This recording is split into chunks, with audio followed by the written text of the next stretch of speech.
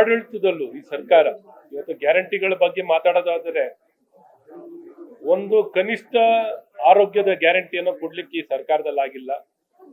ಈಗ ಖರ್ಚು ಮಾಡ್ತಿರುವಂತ ಔಷಧಿ ಮಾತ್ರನೂ ಒದಗಿಸ್ಲಿಕ್ಕೆ ವಿಫಲವಾಗಿರುವಂತದ್ದು ನೋಡಿ. 3 ವರ್ಷದಲ್ಲಿ ಒಂದೇ ಒಂದು ಟೆಂಡರ್ ಆಗಿಲ್ಲ ಔಷಧಿ ಮಾತ್ರನ್ನು ಕೊಡ್ಲಿಕ್ಕೆ, ಅಥವಾ ಗುಣಮಟ್ಟದ ಶಿಕ್ಷಣವನ್ನು ಕೊಡ್ಲಿಕ್ಕೂ ಸಂಪೂರ್ಣ ವಿಫಲವಾಗಿದೆ.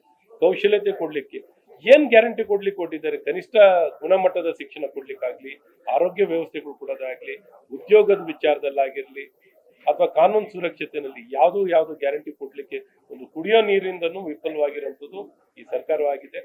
ಹಾಗಾಗಿ ಗ್ಯಾರಂಟಿ ಅನ್ನುವಂತ ಹೆಸರಿನಲ್ಲಿ ಕೆಲವು ಯೋಜನೆಗಳನ್ನ ಕೊಟ್ಟು ಇನ್ನು ಮಿಕ್ಕ ಉಳಿದ ಎಲ್ಲ ಇಲಾಖೆಗಳಲ್ಲೂ ಸಮಾಜ ಕಲ್ಯಾಣ ಇಲಾಖೆಯಿಂದ ಹಿಡಿದು ನೀವು ನೀರಾವರಿಯಿಂದ ಹಿಡಿದು ಎಲ್ಲದರಲ್ಲೂ ವಿಫಲವಾಗಿರುವಂಥದ್ದು ಬಹಳ ಸ್ಪಷ್ಟವಾಗಿ ವ್ಯಕ್ತ ಆಗ್ತದೆ.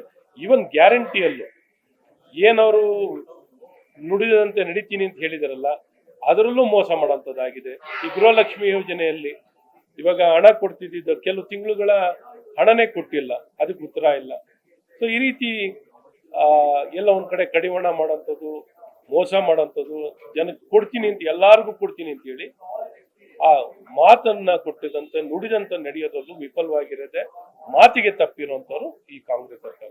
ಈ ಮುಂಚೆನೂ ಮಾತನ್ನು ಕೊಟ್ಟು ಭರವಸೆನ ಕೊಟ್ಟು ಅನುದಾನ ಕೊಡ್ತೀನಿ ಅಂತ ಹೇಳಿದ್ನೆ ಇನ್ನ ಕೊಟ್ಟಿಲ್ಲ, ಅದಕ್ಕೆ ಟೆಂಡರ್ ಆಗಿಲ್ಲ, ಅದಕ್ಕೆ ಬೇಕಾಗಿರುವಂತ ಬಡ್ಜೆಟ್ ಅನ್ನು ನಿಗದಿ ಮಾಡಿರುವಂತದ್ದು ಇಲ್ಲ. ಇದುವರೆಗೂ ಅದೇ ಗಲಾಟೆಗಳು. ಅದು ಗ್ರಾಮೀಣಾಭಿವೃದ್ಧಿ ಇಲಾಖೆನಲ್ಲಾಗಿರ್ಲಿ, PWD-ನಲ್ಲಾಗ್ಲಿ, ಬೇರೆ ಬೇರೆ ಇಲಾಖೆನಲ್ಲಿ ಏನ್ ಮಾತನ್ನು ಕೊಟ್ಟಿದ್ರು ಅದನ್ನು ಉಳಿಸ್ಕೊಳ್ಳುವಂಥದ್ದು ಈ ಸರ್ಕಾರದಿಂದ ಆಗಿಲ್ಲ. ಈ ಬಾರಿ ಬರೀ ಕಳೆದ ಬಾರಿನೂ ತಾರತಮ್ಯನೇ, ಬರೀ ಕೇವಲ ಕಾಂಗ್ರೆಸ್ ಶಾಸಕರಿಗೇನೆ ಅನುದಾನ ಹೆಚ್ಚಾಗಿ ಕೊಡುವಂಥದ್ದು, ಅವ್ರಿಗೆ ಆದ್ಯತೆ ಕೊಡುವಂಥದ್ದು, ಈ ತಾರತಮ್ಯವನ್ನ ಈ ನಾಡಿನ ಈ ರಾಜ್ಯದ ಕಾಂಗ್ರೆಸ್ ಸರ್ಕಾರ ಮಾಡ್ತಿದೆ. ಅದೇ ರೀತಿ ಈ ಬಾರಿನೂ 100 ಕೋಟಿ 200 ಕೋಟಿ ಅಂತ ಹೇಳ್ಕೊಂಡಿರ್ಬೋದೇ ಹೊರತು ಅದನ್ನ ಖಂಡಿತ ಅನುಷ್ಠಾನ ಆಗೋದ್ರಲ್ಲಿ, ಅದನ್ನ ಕಾರ್ಯರೂಪಕ್ಕೆ ಖಂಡಿತ ಇವ್ರು ತರೋಲ್ಲ. ಇವ್ರ ಹತ್ರ ಈಗಾಗ್ಲೇ ಸಂಬಳ ಕೊಡ್ಲಿಕ್ಕೂ ಹಣ ಇಲ್ಲ. ಇವ್ರ ಹತ್ರ ಸಂಬಳ ಕೊಡ್ಲಿಕ್ಕೂ ಹಣ ಇಲ್ದೇದವ್ರ ಹತ್ರ, ಔಷಧಿ ಮಾತ್ರೆ ಕೊಡ್ಲಿಕ್ಕೂ ಹಣ ಇಲ್ದೇದವ್ರ ಹತ್ರ ನೀವು ಏನನ್ನು ಬಯಸ್ಬೋದು, ಏನನ್ನು ಬಯಸ್ಲಿಕ್ಕೆ ಆಗಲ್ಲ ಅನ್ನುವಂಥದ್ದು ಬಹಳ ಸ್ಪಷ್ಟವಾಗಿ ಹೇಳಕ್ಕೆ. ಇದು ಬರೀ ಒಂದು ಹೇಳಿಕೆಯ ಮಾತಾಗಿರುತ್ತದೆ. ಇದು ಒಳ್ಳೇದು. ಏನೊಂದು ಸೋಷಿಯಲ್ ಮೀಡಿಯಾವನ್ನ ನಿಷೇಧಿಸೋದು, 16 ವಯಸ್ಸಿನಕ್ಕಿಂತ ಕಮ್ಮಿ ಇರುವಂತ ವಯಸ್ಸಿನ ಮಕ್ಕಳ ಮೇಲೆ ಮಕ್ಕಳಿಗೆ ಸೋಷಿಯಲ್ ಮೀಡಿಯಾ ನಿಷೇಧಿಸೋದು ಒಳ್ಳೇದೇ, ಅದನ್ನು ಸ್ವಾಗತಿಸ್ತೀವಿ.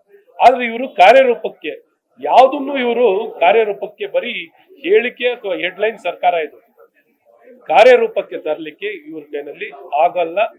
ಆ ರೀತಿಯಾದಂತ ಕಮಿಟ್ಮೆಂಟು, ಆಸಕ್ತಿ ಮತ್ತು ಕಾಳಜಿ ಇರುವಂತದ್ದು ಈ ಸರ್ಕಾರದಲ್ಲಿ ನಾವು ಕಾಣಲ್ಲ. ಬರೀ ಹೇಳಿಕೆ ಸರ್ಕಾರವಾಗಿದೆ ಅನ್ನೋದನ್ನ